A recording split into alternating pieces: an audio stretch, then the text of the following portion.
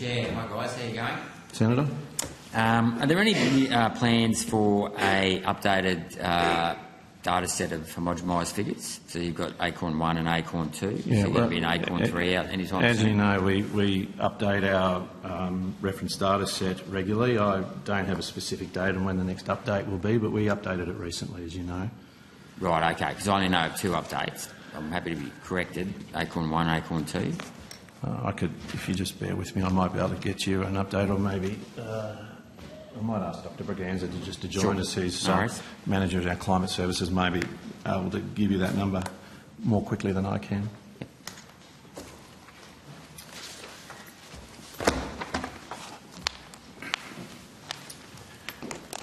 Thanks, Chair. Dr. Carl Braganza, I'm the National Manager of Climate Services at the Bureau of Energy. Thanks, Senator. So the ACORN data set is effectively added to every year. So while there's version 1 and 2, you will have version 1.3, 1.4, version 2.4, for example, as we do small incremental updates. Right. We will generally wait till we get sufficient data to look back at the homogenisation. So we need sufficient data to understand whether network changes, for example, have affected any biases in the record.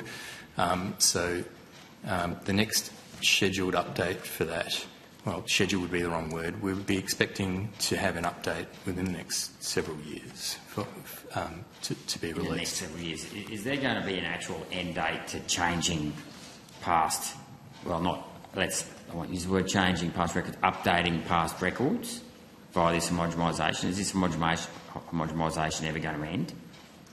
Because I suppose I'm looking for a fixed reference point here, and if you keep changing it or updating it, you know, people are going to lose track of the original data set because there's multiple homogenised data sets. The reason for having a homogenised data set is to analyse change over time. The network is never stationary. I think that's something that is the experience of meteorological agencies around the world. It's very hard to keep a fixed network. If you imagine sites at an airport, we don't control the built environment, so sites will move. So that's a good question, because I've raised this in the past, is why don't you put the weather stations out in national parks right away from urbanisation and the heat island effect, so that the conditions around the weather station don't change, right, subject to as much change? I mean, I accept that probably change eventually. Yeah, I think our experience and those of our international partners is that it's virtually impossible to keep a fixed network in time where technology and sites are never changed. There will always be, it's our due diligence to actually look at whether network changes have biased change over time. We don't have data sets that recast what happened in the past. If you want to know what the temperature was at a particular location at a point in history, that is fixed in time. It is a baseline.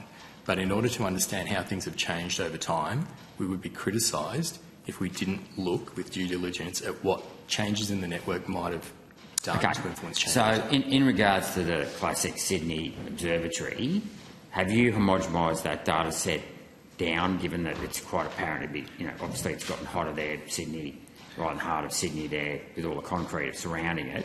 Was that homogenised step 1, and was that temperature homogenised downwards to take into account the urban island effect? So the first thing to note about the Sydney record is that it doesn't contribute to our national average calculation, because we consider it to be affected by urbanisation to the point that we can't actually disentangle urbanisation from, for example, climate change. So the Sydney record has been homogenised for changes that have occurred at that site in the past, and most recently that was a site change due to the built environment changing. Right, and what was the result of that? Did you adjust downwards, given that it probably was recording high temperatures? I would have to take that detail on notice. Yeah, if you could please. Yeah, okay. And how many staff do you have working on the homogenisation process at any one time? Like, do you have a full department that does that, or what's the process for that? As with anything at the Bureau, there is a very large set of dependencies on data collection, modelling, and then what we do with our reports at the final end. So I would have to take on notice how many people would be working on homogenisation. Okay, thank you.